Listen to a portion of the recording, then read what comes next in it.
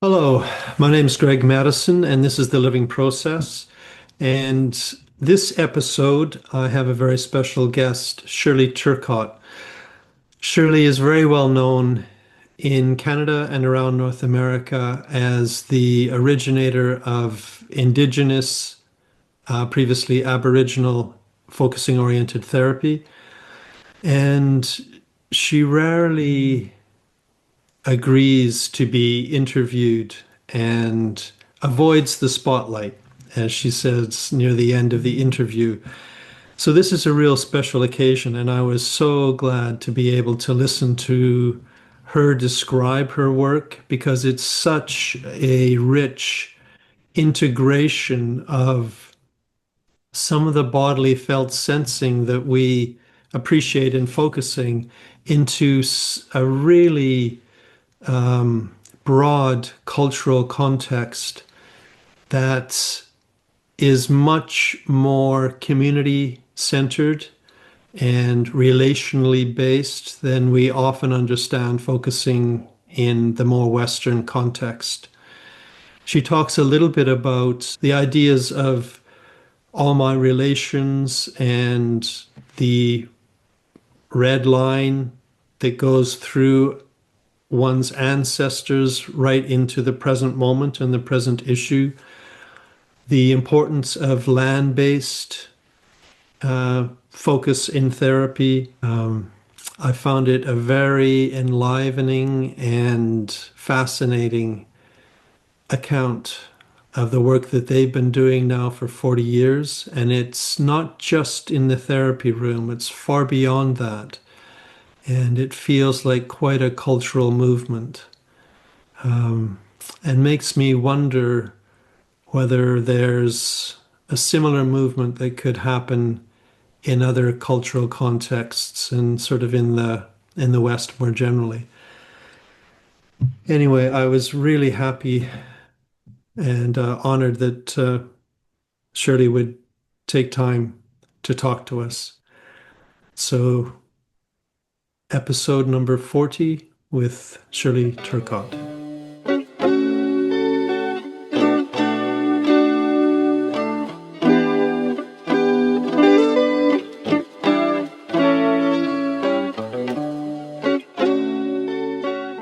Hello. Good morning. Good morning. Hi. Do you mind if I start with a short, real fast smudge? Sure. Just real quick. Get me into my bones. How are you this morning? Or is it morning where you are? For me, it's just coming up to 2 o'clock. Okay, good afternoon. Yes, thank you. I wish it was morning. It would be nice to start again. Would it? Just a minute. I'll just smudge myself a bit here. Smudge you a bit too. Yeah, do smudge me, please. Just a little bit of a fan us off a bit. Start us in a good way. Yeah. Move down into our bones. All right. Hi. Hi. Hello. Yeah. Welcome. Thank you. So I want to just welcome you to the living process. And I know that you're very well known within the focusing world and far beyond the focusing world.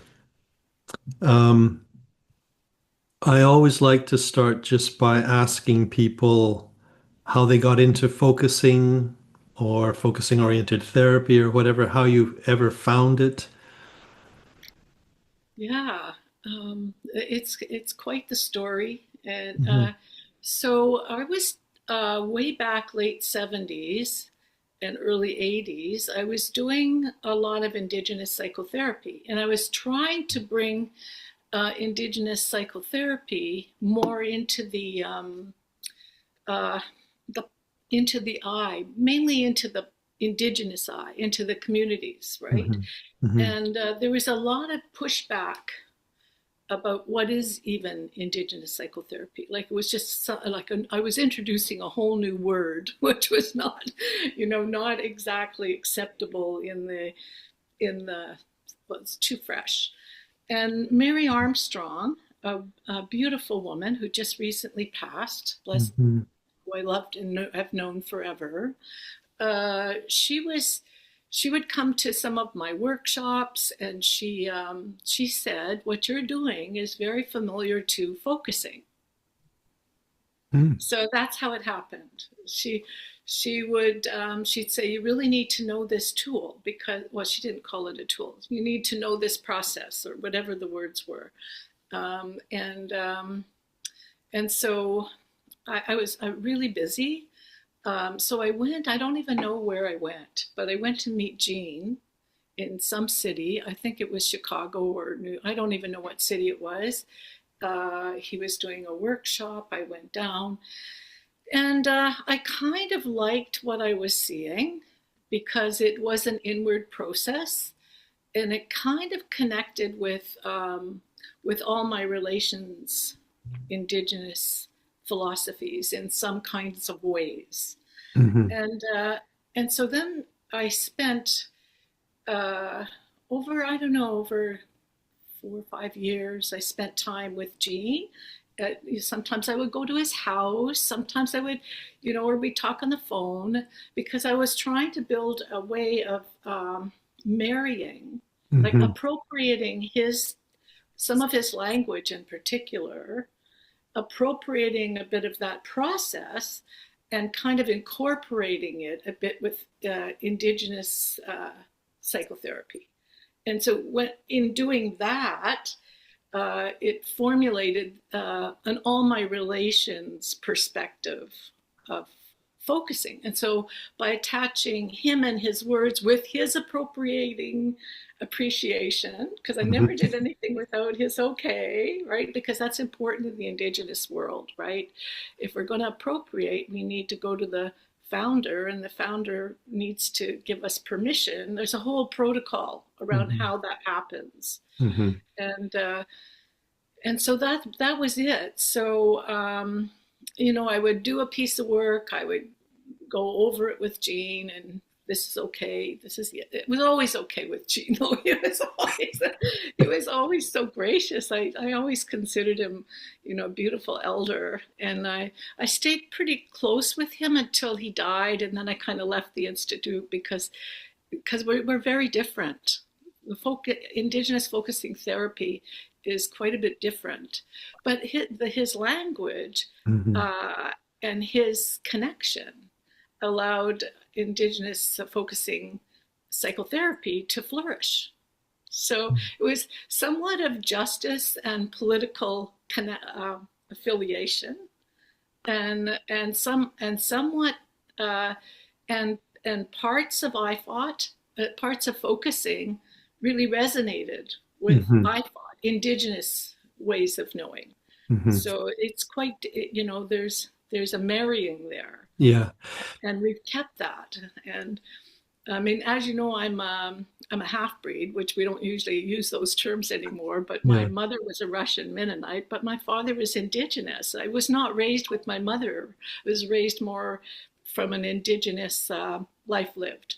Okay. And so the marrying of the two kind of that fit me okay, right? Sort of a Western lens Hmm. incorporated into an Indigenous lens. Yeah. Um, yeah, and the Indigenous world, Western ways of being have been really dangerous, right? And haven't been, and they're suspicious Hmm. because the Indigenous Focusing-Oriented Therapy is really for the Turtle Island Indigenous, and that's North American, right?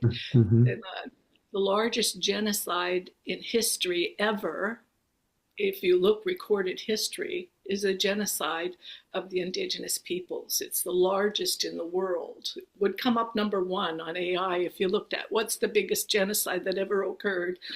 It's in the Americas. And so, we're just coming out of genocide, and we still have genocidal issues that we're still trying to handle. We're still losing a lot of our children.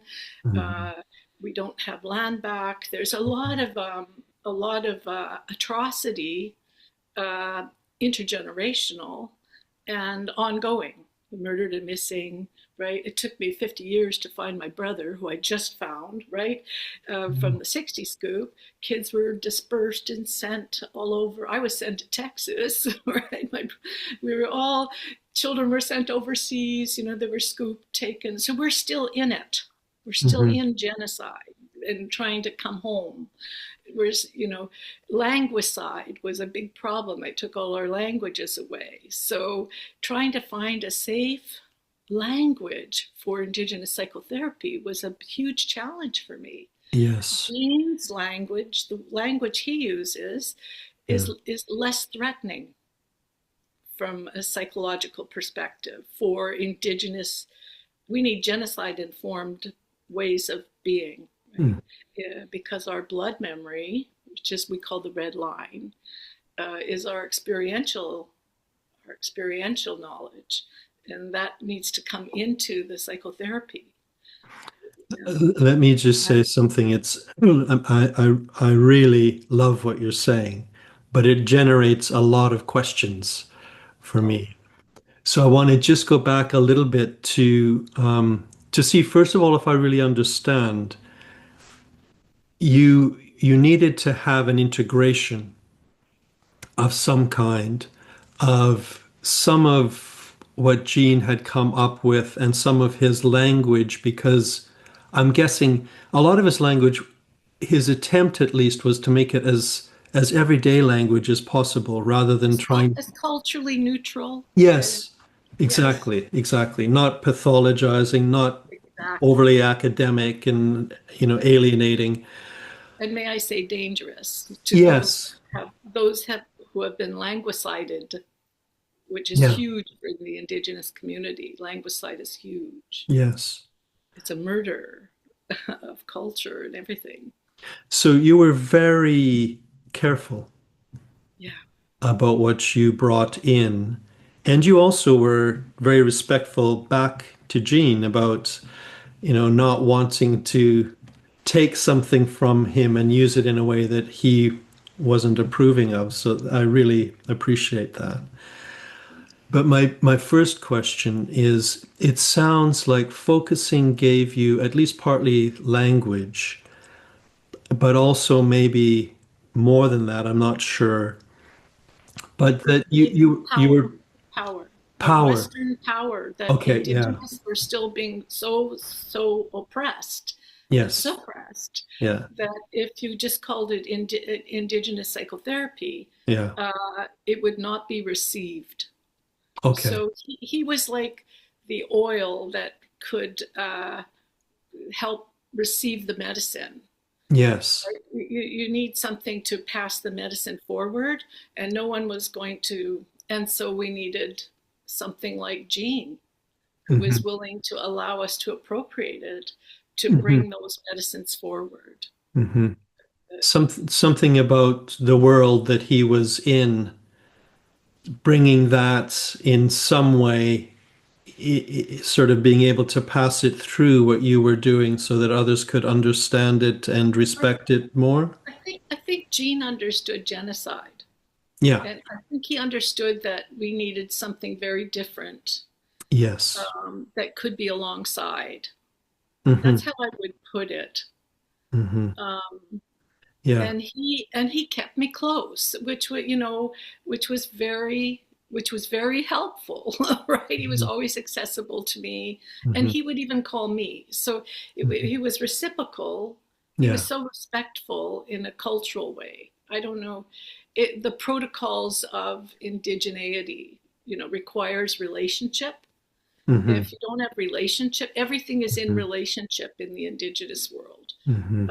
Past, present, and future is all here right now. Gene allowed for us to be in relationship, which then allowed us to work some of this stuff forward, and that Hmm. that, that was powerful. It sounded to me as though you're integrating it into a much larger cultural context and world. Well, also you have to understand that the experiencing of Indigenous peoples is not personal. It's all, well, there's some person, but it's it is an all my relations experience. In Hmm. other words, the felt sense is not me, my, or I. Hmm. It's a collective, and the experiencing that you've gone through in your world, in your life, is a collective experience. It's not the individual in the Indigenous world. Everything is collective. Hmm. So it is that big, right? I love that. Can you give me, as somebody not from that world, is there a way that you can give me more of a sense of Yeah, I that? thought Like, about this yeah, morning. I thought what I can perfect. do is give you. Will have to be a personal experience because I won't tell other people's stories, but Okay. take you through a way of looking, because indigeneity looks at time as all here and all now, and that whatever you've experienced is your intergenerational knowledge through time. And that, so if there's a flashback and you're traumatized by something, Hmm. something's triggering you, we see that as an invitation, an incredible invitation. It's so respectfully another time that's all here, trying to show you something Hmm. that might be critical to what's going down now, right? Hmm. So and that whatever your flashback is, or whatever is coming through your bodily experiencing, that doesn't belong to you. That belongs to the experience. So it could be part of the whole thing. So I'll try to take you through. And Yeah. then there's the other thing, is that everything is related. The all my relations aspect of Indigenous psychotherapy. So I'll try to just say, okay, so something's happening in my life here. I get triggered, and I find myself um, in the East. Okay, first I have to explain the East is where your body uh, is like in the East, and you can see I'm a little girl or I'm a younger. It's the childlike space, right? Yeah. And then the South is like the teenager space. So time is broken down into quadrants. Hmm. East, South, West is here I am with you. We're in the West. I'm present and completely current. And then there's the North. And the North is where you're in all my relations. And that is where you're part of the cosmos and everything. You're related and into the all of it. And so something happens to me today, I get triggered, I'm in the East, I'm observing that, and then I open up, where am I, where it's like this, and that opens, oh, I'm in the basement, I'm being raped.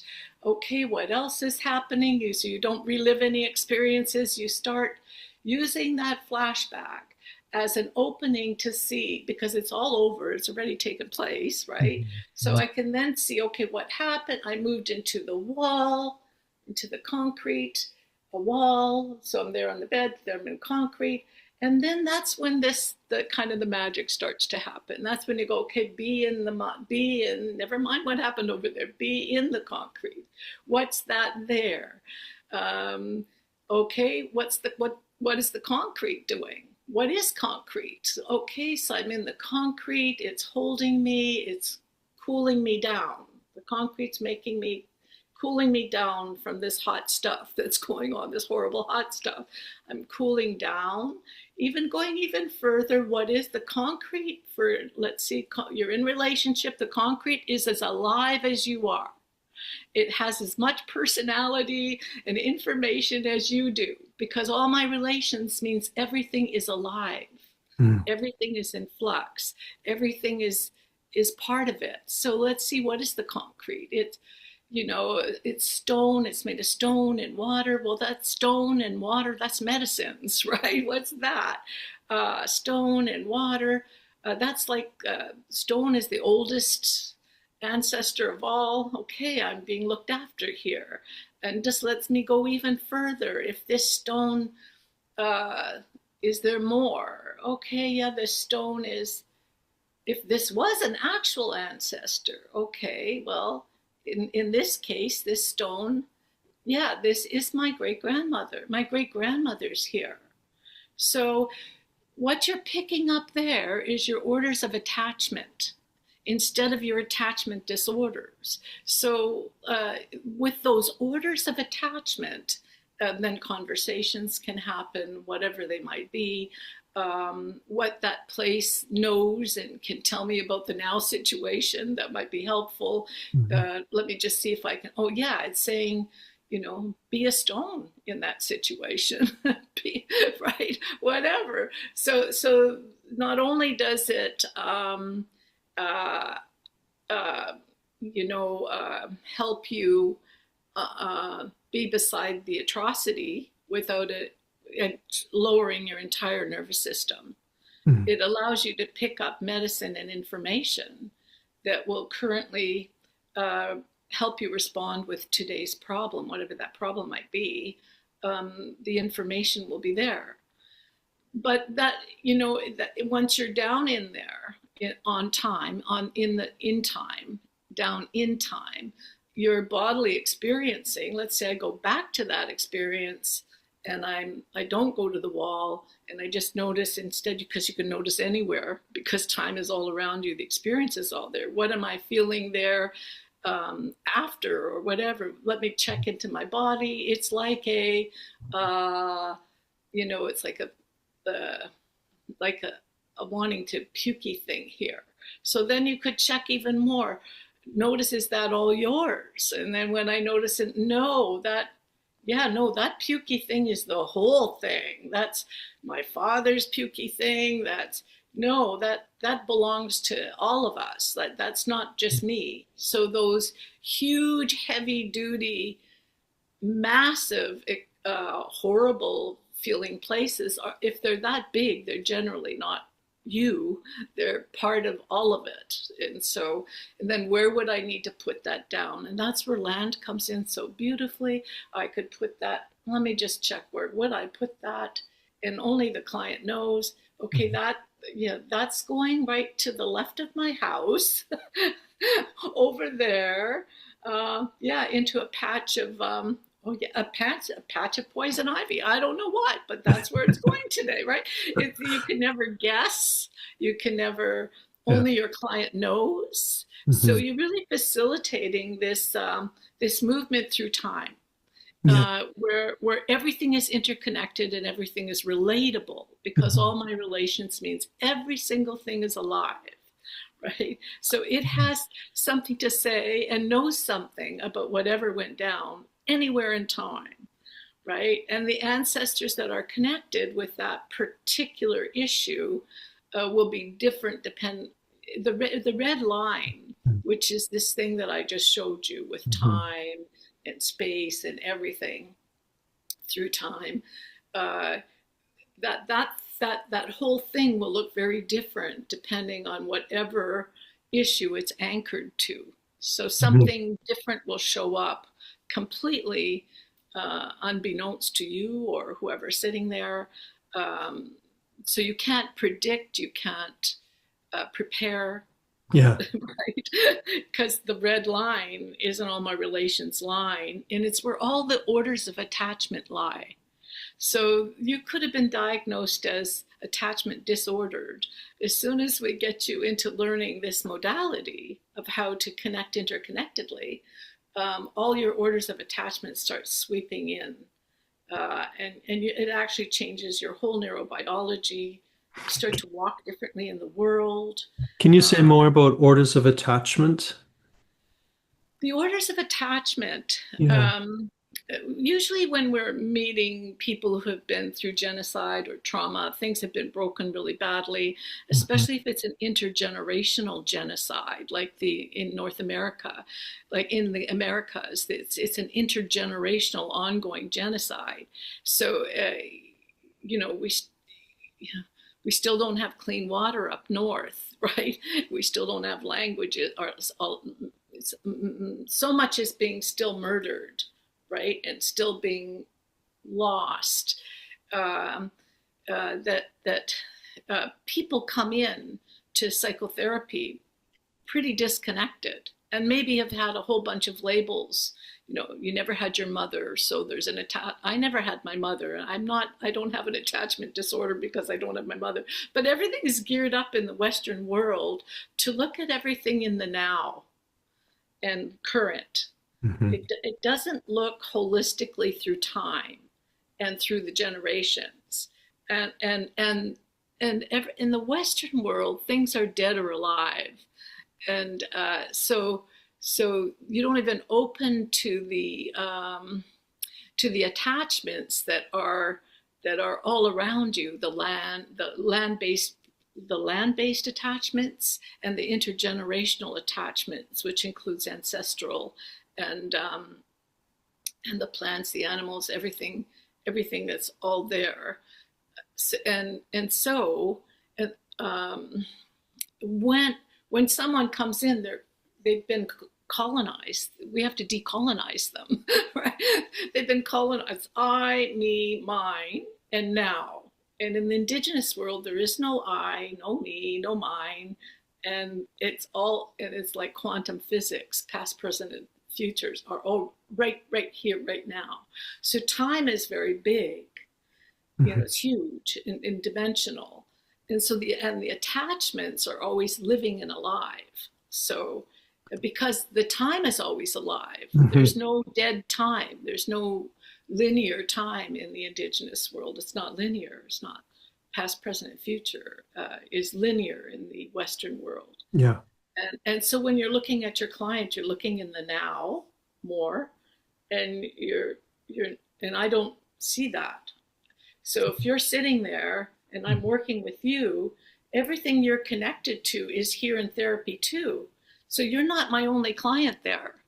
There's a whole bunch of speechlessness around you. There's aunties and uncles and attached to the issue.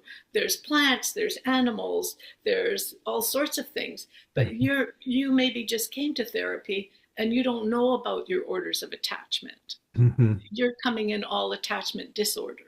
You didn't have your mommy, right? Whatever. We don't even look at that. Most of like so many of us in the Indigenous world never had mothers, ever. Like we were taken, scooped, shipped off.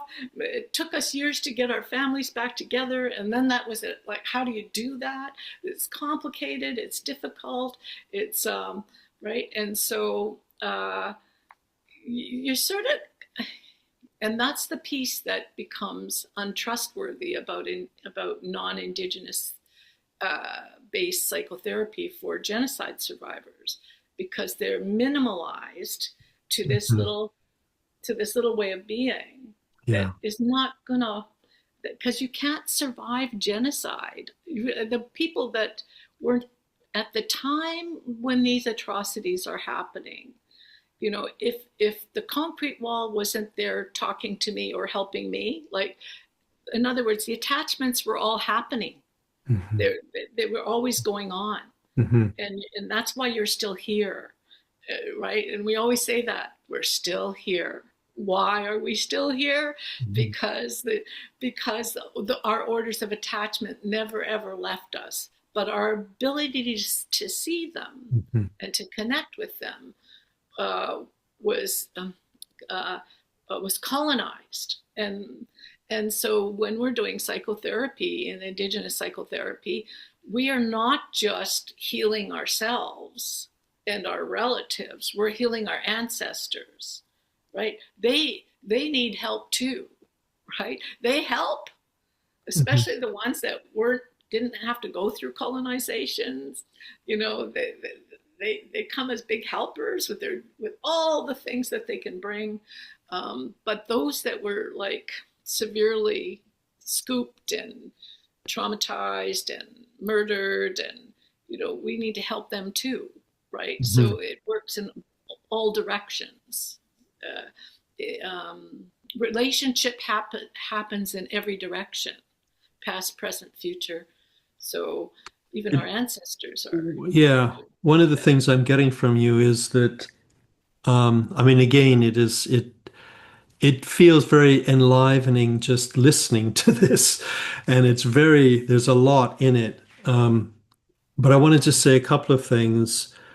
It sounds like it's the attachments that help a person get through. It's the attachments that help a people. Yes, okay, yeah, nice correction. And that means Yeah, you're never alone. yes, And exactly. that's the thing Yeah, that you're never alone, which means that that's a huge, huge thing because yes. a lot of Western therapy, uh, there's this crushing stuff about being alone. Mm-hmm. And, Mm-hmm. and that, if I'm in grief, I'm in grief with people about a something, Yeah, right? I'm not alone yeah. here, right? I'm interconnected, Mm-hmm. and it's like this, the tree is here with me right here, or the whatever. If I in every grief I'm in, I can look at that grief and unpack it and see who's doing this with me, Mm-hmm. right? It's a very collective psychotherapy. It's not very individualistic. That doesn't mean you don't have your own individual. Like if I'm right now, I'm deeply grieving leaving uh, the territory of BC, right? Mm-hmm. Where I was there since 1980. All my connections, all my Indigenous connection. It's Mm-hmm. like it's a horrible thing to leave. It's big in my body, Yeah. but if I move into my body and I check in through the east, the west, the north, the south, right? If I get into the north a little bit and check into that, who is doing this with me? And oh my God, there's so many doing this with me, holding me up through this time. I'm so not alone. I can just see the faces of Mm-hmm. so many that hold me through this time. So you're never alone with your struggle, Mm-hmm. because if you can get into the north, you can actually relate with, okay, who is it, how many, what. And I see there's like, I'm just being held up by so much But and when so you many. say that there's so many with you, I'm assuming that there's so many with you through time in some way. Yes, It's not my great just, grandmother, yeah, no, it's exactly. through time. Yeah. Time is very big in the Indigenous world. Mm-hmm. That is this circular time. However, most of time, it's like that's your intergenerational knowledge. So most of the things you've experienced in time, like even in the now, Mm-hmm. uh, all of that is now your intergeneration. That's your knowledge keeping time. That's not your damaged time. That's your knowledge keeping time, which is huge, right? It's very uncomfortable to go there because a lot of the felt senses and the bodily experiencing of that time is in the room too. I could check in how much of this is my brother's, how much of this is my Mm-hmm. mother's that I'm holding here. Mm-hmm. And when I start paring down, because when it's huge, when it's called vicarious trauma Mm-hmm. in the Western world, but we would call it, thank God for your ability to hold this together, or somebody would have died here. Like if you can't all share this, Mm-hmm. if I can't pick up my mother's depression, Mm-hmm. she might die there, and who's going to bring the bread to the table? Yeah. Right? So then I need to see, okay, how much of this is mine? How much is mine that I carry for my mom, right? So that she could survive. We're very good at surviving genocide when we're in it together. And so we collectively pick that all up. Now, in the Western world, they might have a word for that in Western where it's considered something negative that you've gobbled up Yes. everybody's stuff. But Yeah. here, if you don't gobble it up, people are going to die. So Mm-hmm. the thing isn't not about gobbling it up. The thing is about, are you in relationship with what you've gobbled up, so you know how to place it, where to put it, and where to share it, how to set it down, and that's about land. That's all land-based stuff. So don't ever stop gobbling. Don't ever stop picking it up. When somebody's dying on the bed Yeah. and they can't stand their suffering, suffer a little bit for them, with them, right? And then make sure you know where you're putting that sucker, so you're not carrying it forward, right? So it's all relational, and But and when you're exploring all of this and you realize what belongs to whom and where you've kind of picked it up and who you're carrying it for, then is what is the intention then, to just acknowledge and respect that, or to get sort of, as you were saying, to kind of put it in a different place? And that will be different for every session. Okay. So the honoring is really important, but Yeah. where you place it, how long you hold it, whether Yeah. you need to do that a bit longer, like it would depend on the client will know when you're doing the psychotherapy itself. Yeah. It will know. It will know, does Hmm. this maybe needs to go by a particular river, and so I'm going to set Hmm. that there.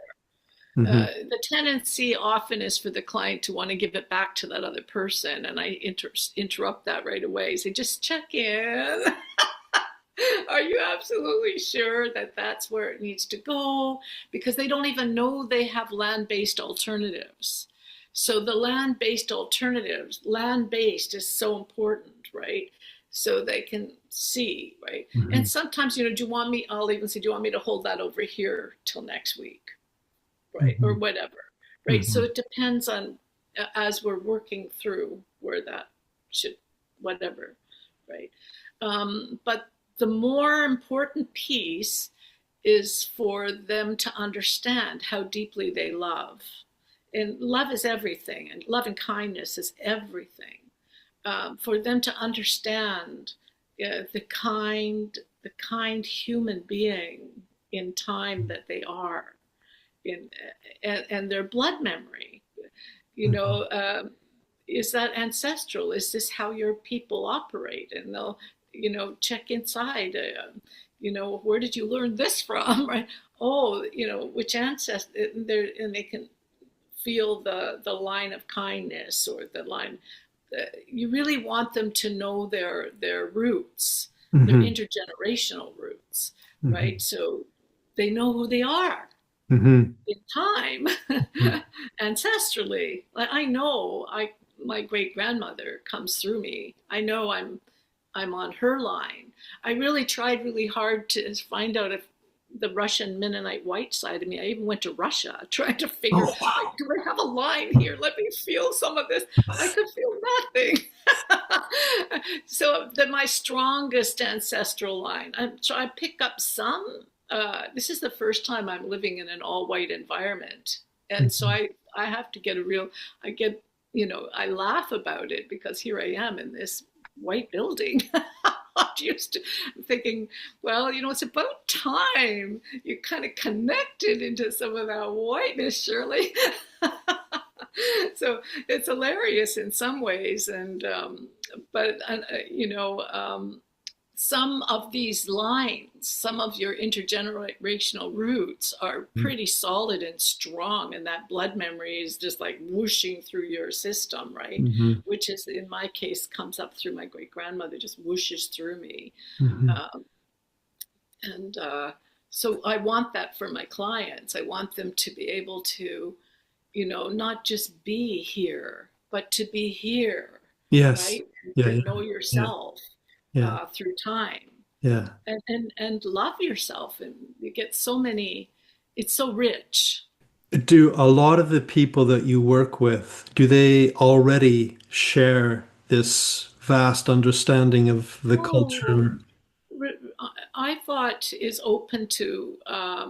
The only thing we ask in IFOT is our instructors and coaches be Indigenous and have an Indigenous life lived, and Mhm. then be graduates of IFOT. So they really have the visceral understanding by that time Mhm. of themselves through time, and it's easier for them to be instructing and teaching and coaching and helping when they Mhm. have this deep experiencing. Um, so people come in knowing nothing because you're a student. You come in, right? Mhm. Mhm. This is all teachable stuff. And so we have an actual, a program without. Mhm. It's step by step. Mhm. They learn how to make the right space, and they learn about how to observe themselves in the east and observe themselves in the west. They learn how. This is all teachable Mhm. stuff, like Mhm. Gene, where he Mhm. taught you how to go in. People come into the room there, they know nothing, and the hardest people to teach, I find, often are the psychiatrists and the psychologists that have already all been trained, Mhm. right? In our, and they really have to undo a lot in order to Yes. to Yeah. be in a lodge, to be lodge based, to be land based. It's Mhm. like they got to set all that other knowledge aside. And I say, keep it. You never have too much knowledge, right? And focusing isn't good for everything. Have a gazillion tools in your toolkit, right? But while you're doing IFOT, you need to set all that down, because now you're going to learn a whole other way of being, right? And we just graduated 24 psychologists, mainly from Alberta, and some of them are non-Indigenous. Most of them are Indigenous. So it's for everybody. I thought it's Mhm. for everybody. But it's particularly for people working with Indigenous peoples from Turtle Island who have been experiencing ongoing genocide, Mhm. right? So that's where we focus a lot of our. Um, Anybody can learn it if they're willing to take the time and sit down. We meet with them in our program. It's every 2 months for a year. Every second month we gather. Some of it's hybrid now. Sometimes they teach some in person and some online, and Mhm. some because of COVID we had to put some online, Yeah. which I was really nervous about, but it seems to be working. It was against we have an IFOT collective of Mhm. Indigenous elders like myself. We make the decisions for IFOT. So I don't make the decisions anymore.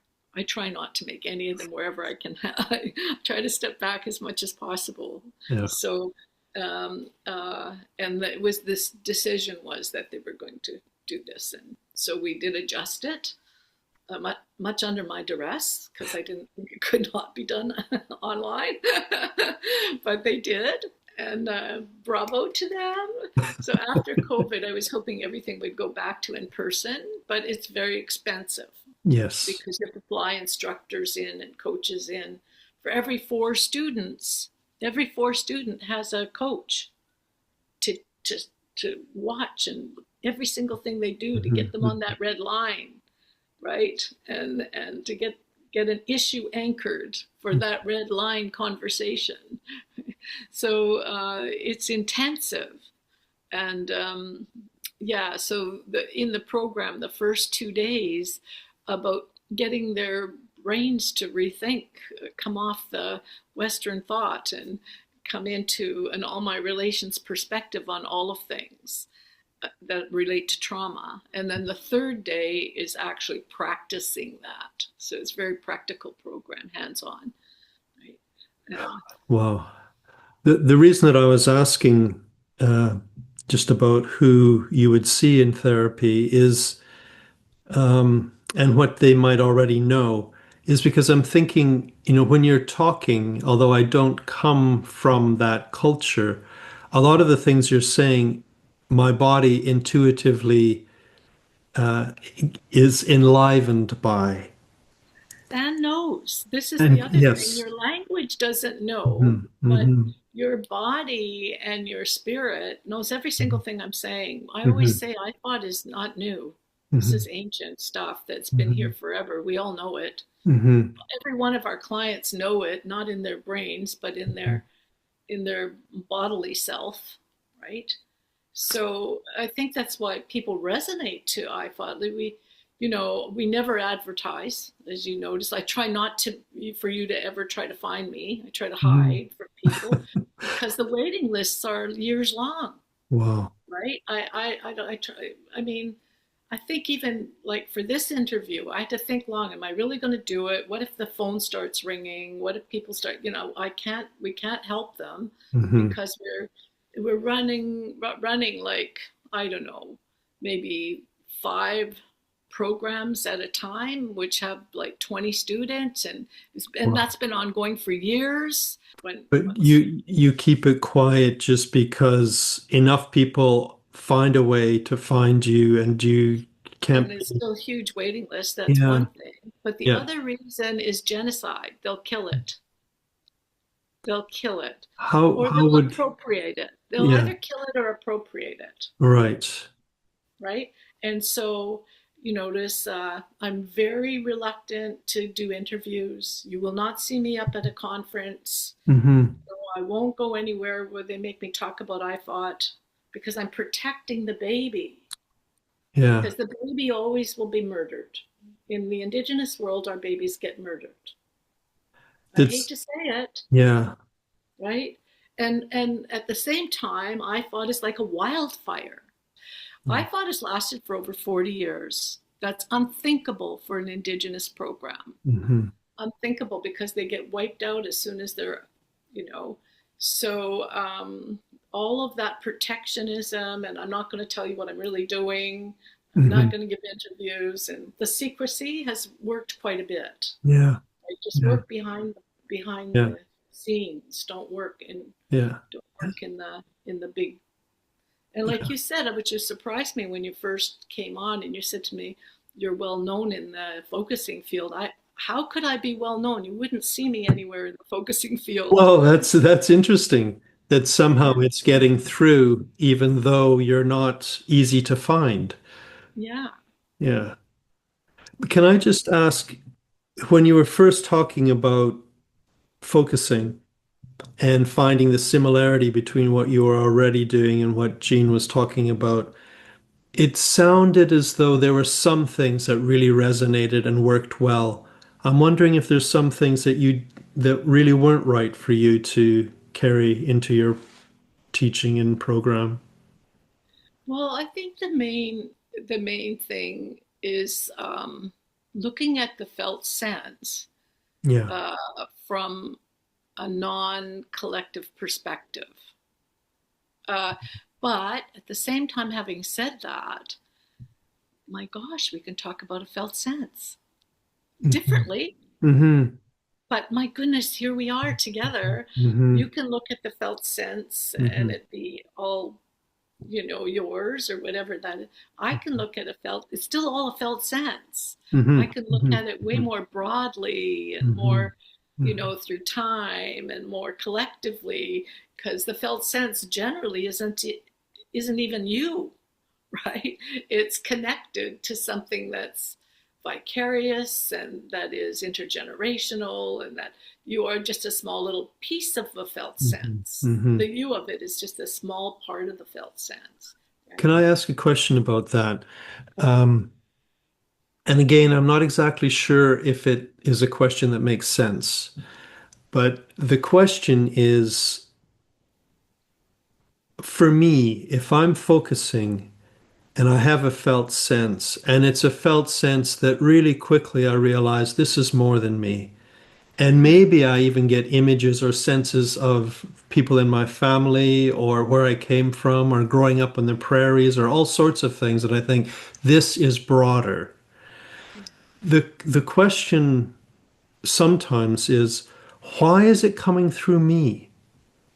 Exactly. So it depends, and this is the other thing about focusing Hmm. that I find, like you said, what is the thing that gets in the way for me? Hmm. Is just what you just did, Yeah. because it's not anchored to anything, and you don't know what it's attached to. So in IFOT, Hmm. you first find out what your anchor is, so you know what the hell it's attached to, right? So let's say I don't just go into my body Hmm. like that. Hmm. I into a felt sense because Hmm. it's like a nebulous thing that, oh God knows what. And it's dangerous with genocide because not only that, it could take you to some, insane. It helps you dissociate instead of helps. It can be very dissociative.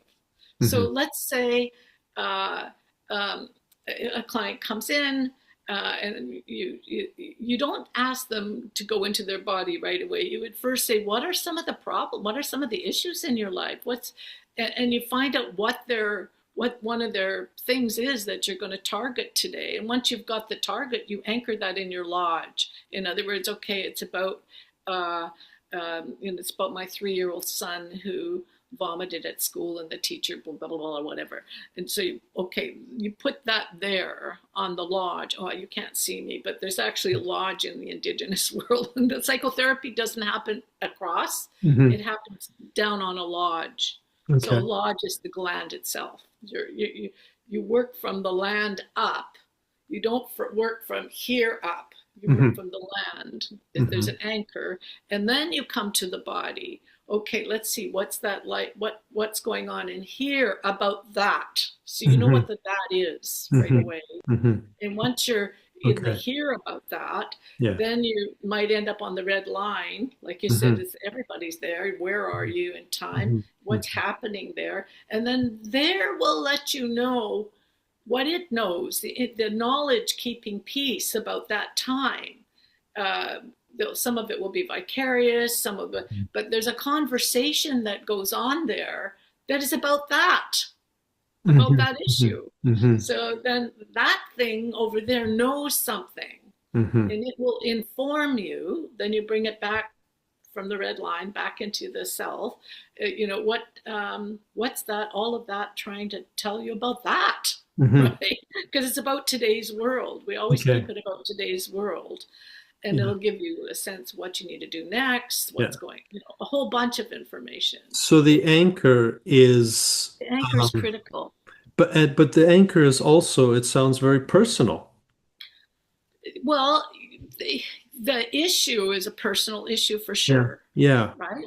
Exactly. But so you need conversation about, remember I said that the red line will be specific to a particular issue, and that whole red line will change depending on what issue is being presented. So your personal issue doesn't belong to you. It belongs to that intergenerational everything conversation that will be, it's like a grandmother coming and saying, hey, Greg, this is what you need to do, right?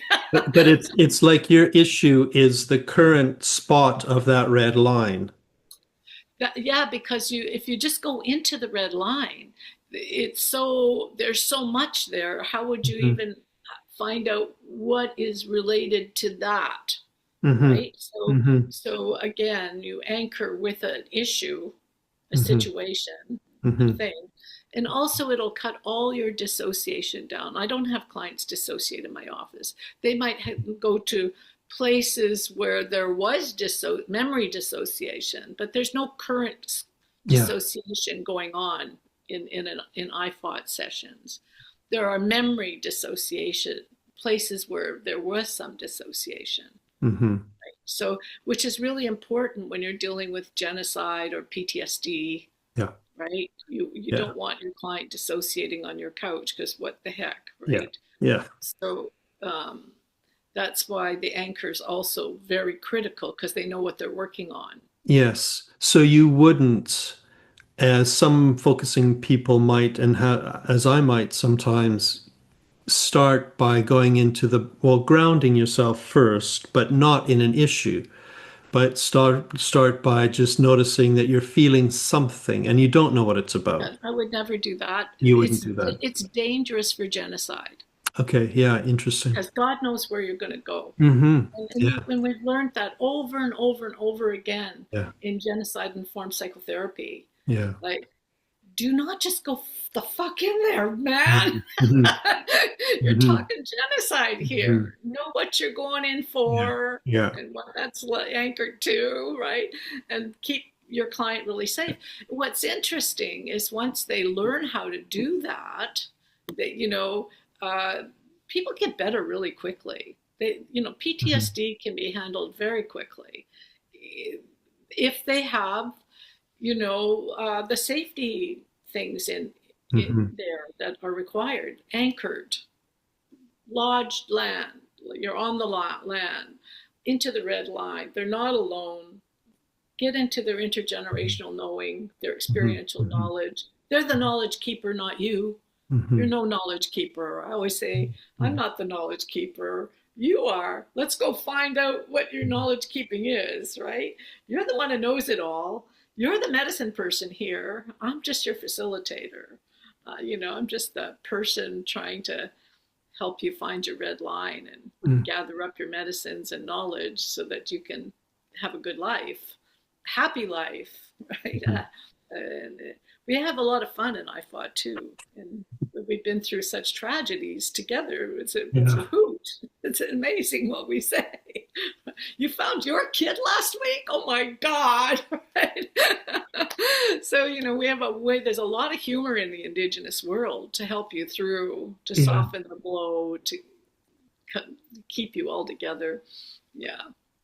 So are people in the Indigenous world, they're quite open to this Oh, form they of, love IFOT. As you okay. can see, they line up for years to get Yeah. in. Yeah. I'm serious. But this one woman, 7 years through the graduation here this last week, and it's something like 7 years she's been waiting to get into IFOT. So, right, but Wow. wasn't in the right city, couldn't, or got canceled from that. Like that city stopped doing it, and because they'd already had all their graduates, right, or that, and it's taught in the in on the land in the north too, right? It's taught a lot of places. Yeah.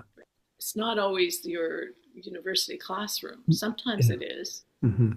And how about, is it always um, not in the training, but in the actual work when you're working with someone, is it always one to one? No, it's not always one to one. You Okay. use it for group therapy, you can use it in family therapy, you can use Okay. it in couples counseling, you can use it in one to one, you can use it in classrooms. Yeah. Like we teach it we teach it in layers. Like if you're a frontline worker, you can Hmm. take IFOT with the psychotherapists, right? Your job is to leave out the crux. So most of the work you're going to be doing is forward moving, but you're going to be doing the same kind of work, but you'll be not doing the therapeutic relationship and the crux. So they take those tools, out to the classrooms, Okay.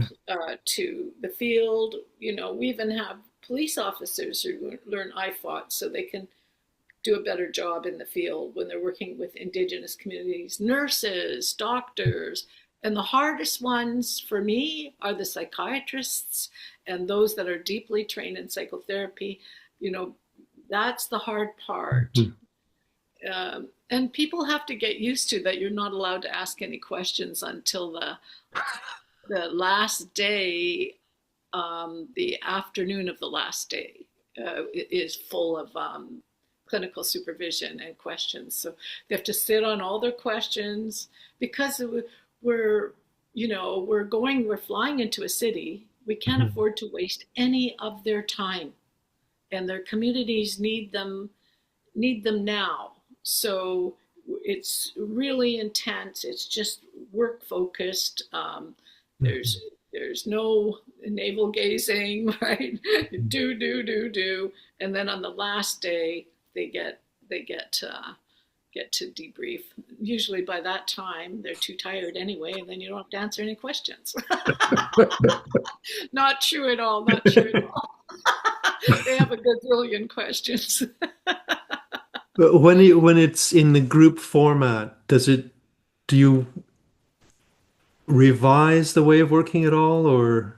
Well, like right now in Canada, they're running program across we have a lot of things like murdered and missing Hmm. women, groups across the country to bring in.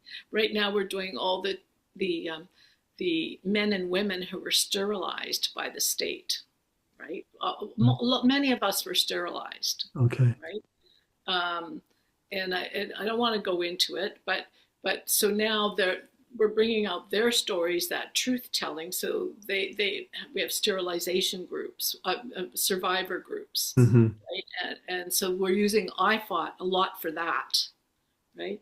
Mm-hmm. When the testimonies and the, getting the stories down. IFOT's been in the background of many things. Mm-hmm. Uh, uh, like the bringing up the bones of the missing children, right, from the residential schools. We Okay. don't advertise that we're there. We Yeah. just do all the psychological services around all that. But and so we're using aspects of, there's all kinds of aspects of IFOT. Mm-hmm. We're teaching, people how to sit beside horror, uh, you know, uh, how to, as survivors talk, how to set that in land. We don't use these words. They don't know this is happening, Mm-hmm. but a whole bunch of IFOT is happening Mm-hmm. in a myriad of things across this country for truth and reconciliation when the survivors were telling their stories. Yeah. The IFOTers were out there in hundreds, uh, being able to lay down the atrocity. So again, that frontline work, Mm-hmm. like in the downtown east side, where most workers are trained in what's called Indigenous tools for living. They might not be trained as, there's two programs. There's Indigenous tools for living, where we leave out most of the crux and all that, but a lot of this is on the ground that you can do right now to save somebody's life right here at this point, When you right? when you And all say kinds of tools there. when you say leaving out the crux, what is it that exactly you leave out? You forward move your questions. So let's say I'm in the field and someone's suicidal. I'm going to use a lot of IFOT to help them download that. How much is this vicarious? How much is this your mother's? How much Okay. is this your friend at school? And I'll be using land. They'll be putting stones down or whatever it is. I'll be Mm-hmm. using something there. So I'm still using a lot of the clearing space and the unpacking. Yeah. But then I'm not going into any memory places. Where are you? Right? Yes. The Okay. crux is when you're in the deepest. You're not in the basement. Well, this is you leave. You can pull the whole crux out and set it beside you, and just forward move them, and they will get a lot because Mm-hmm. they'll learn to unpack. They'll learn to track. Is this familiar? How old is this? Oh, yeah, that's my mom, right? Mm-hmm. They'll learn a lot of there's a lot of tracking in IFOT, and so they'll learn and how to empty out your tank of vicarious, and how to honor it and where it goes in land. There's a lot of all of that goes on. But the other stuff, that's where you have to have a therapeutic relationship when you're getting into the deeper crux stuff. So we have both in the room when we're training, so they know, unless they're in a therapeutic relationship, they don't do this other thing, right? Or they Mm-hmm. do this thing. Mm-hmm. So it's very, very, very safety minded. Yeah, I mean, I had no idea that in addition to it being a therapeutic sort of movement, it's also a cultural movement, It's support huge. movement. A way of being. Yeah, it's Yeah, huge. All yeah, like yeah, social services yeah. Wow. use it. Child welfares in a lot of the Indigenous communities are based in IFOT. They use and they people are trained extensively. Mm-hmm. Some places it's you have to have that to get the job, depending where you are. And other places they know nothing about it, right? Okay. Canada is huge, Yeah. right? Yes. So it's like a movement in terms of cultural Mm-hmm. movement, and It's it's yeah. very culturally neutral, like extremely culturally neutral, so that the person sitting with you, you as the clinician, can never bring, you bring it out of them. You don't put it forward. Like I don't have my fan there when I'm working, Mhm. right? I'll see if Okay. because what if I'm sitting with someone who only believes in Jesus Christ, right? Mm-hmm. So Mm-hmm. I have to make sure I'm culturally neutral and that whatever comes, and I've got, unless you're some Indigenous people do, because they're working out of their teepee and they're having sessions like like Carly does a lot of her sessions in teepee, so she can have all of her cultural stuff there. Yeah. But for an Indigenous focusing oriented therapist, you need to be culturally neutral so that it's all about their lodge, not yours. So, I mean, that was one of my questions that I didn't ask because until now it didn't seem like it fit. But if you're working with someone, for example, someone who's a Christian, and a lot of what you're using as resources are, suggesting, Yeah, what if on the red line, and we've had this happen, yeah, Mother Mary comes in on that red line, right? mm, Yeah, yeah, okay, right? Whatever, and there's so many cultures around the world, right? yeah, yeah, So whatever you, the client, yeah, whatever you're attached to yeah, interconnectedly through yeah, time yeah, belongs in the lodge. yeah, Anything I have yeah, has no business being in that lodge because yeah, I'm there as the person yeah. that's helping your lodge. The lodge actually belongs to your red line, not mine. Yes. That's, However, yeah, mine might be invited in for yeah, something important, and then it'll reveal itself whether I need to bring something of me there, which is not often, right? But okay. could happen, right? Could happen where I need to be there too for some reason. So yeah, and so you have to be sure if you're bringing your anything of you in there, it's Hmm. not for you, Hmm. right? Yeah, I don't exactly. need to tell that, Yeah. right? In fact, I rarely ever even consider thinking about that or talk about that. But if it's serving, and that's a big thing Hmm. in the Indigenous world about serving, and so they want you to share your experiential knowledge, but in a really good way. Hmm. So Exactly. they don't want you to be um, unhuman there. They Hmm. they don't they Hmm. want you to be there with purpose and with for serving. Yes, And I that's get a that. big deal in the Indigenous world. You're here to serve, right? Yeah, You're not here for yourself. That's huge, yeah, right? And so yeah. they want to know um, truth in the room, and they want your truth in the room too. If I'm going to be here Mm-hmm. talking about my vagina, what's your vagina doing too, Hmm. right? But you have to be really, really careful Yeah, about where, how, and if. yeah. And it needs to be needed, it can't be gratuitous. Well, the thing that I get from what you shared with that client is you weren't sharing just your story. You were also saying that we belong together in a whole line of That's the stories. collective. Again, back to the Exactly. collective, Yeah. And that right? that's actually what she needed to hear at that point. She had gone Yeah. into that isolated.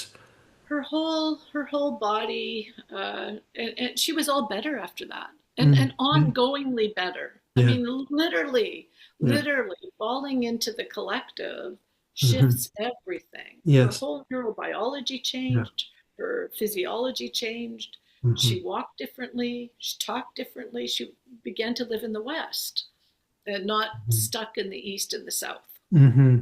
Hmm. right? Yeah. Fascinating. I Mhm. want to just ask one last question. It goes back to the group thing.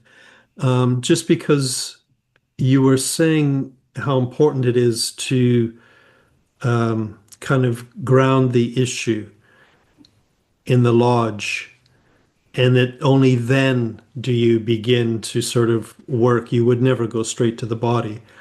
And I'm thinking in a group, then, is there that same kind of grounding before a person begins to share? Well, in our Or, in our group, usually they're a mixture. Yeah, you have to be careful with sharing circles because you can get some people pretty. Uh, we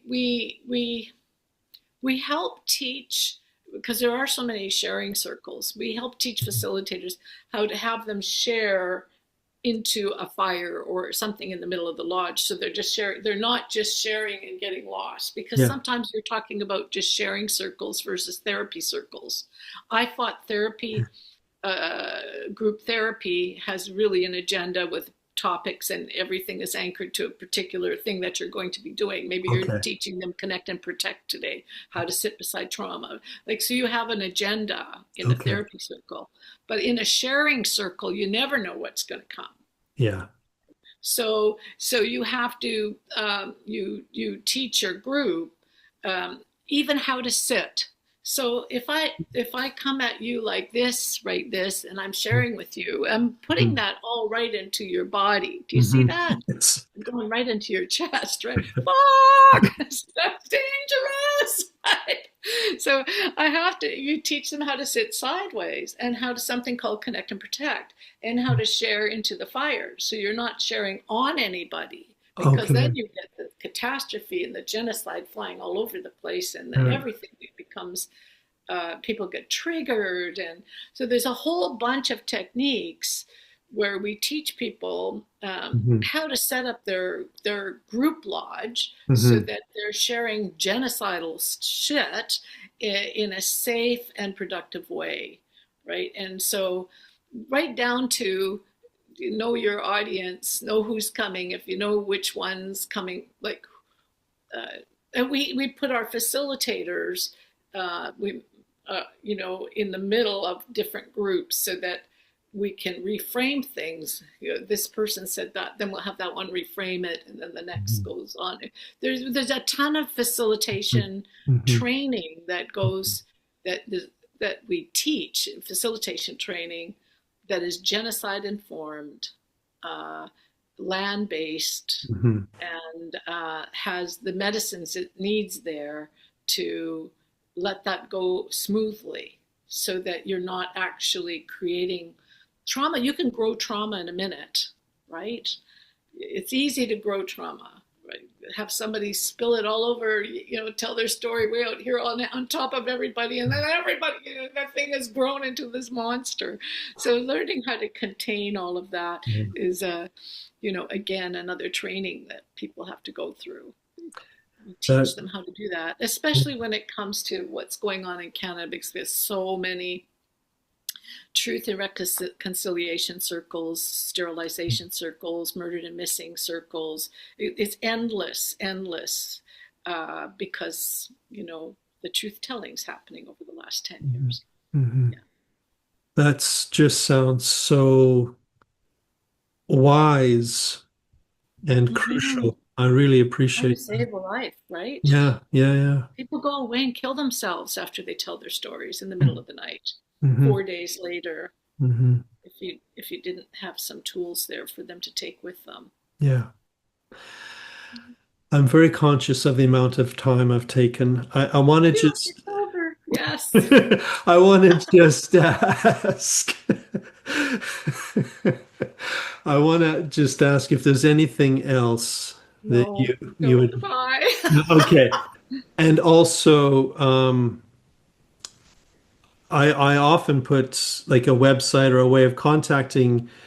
So No contact no me. contact. Yeah. No, no, please don't. Yeah. Yeah, Fair spare me enough. that. Yes, yes, that's fine. And nothing for any of the trainings or anything like that. No, Nothing. no, no, Okay. no, no, no. So that's my concern is Not even how to find us. well, that's the worry because people are going to find what you've said very interesting, and I think it's going to inspire people. And I'm just wondering, That's my problem. yes, That's why I've exactly. been waiting. I say, I think you've asked many times before, and I just kept Hmm. postponing, Hmm. postponing. Hmm. Yeah, I can't have that. Have them Hmm. come to you. Well, I'm not teaching what you're teaching. Yeah.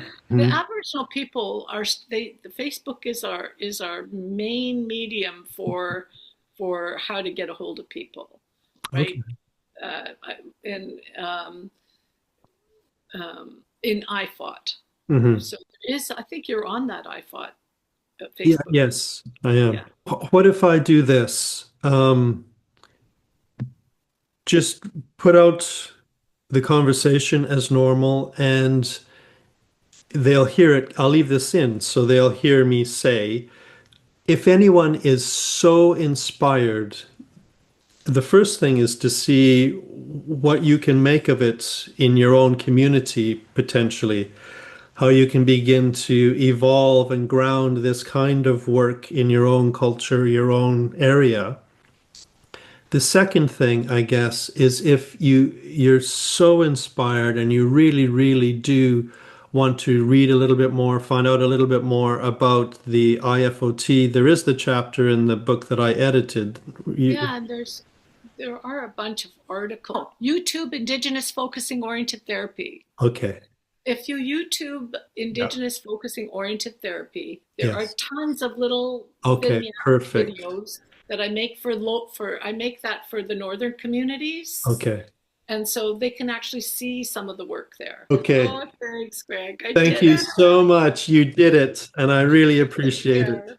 Thank you Yeah. so much. Bye bye. Bye Thank for you. now. Yeah. Bye. Bye.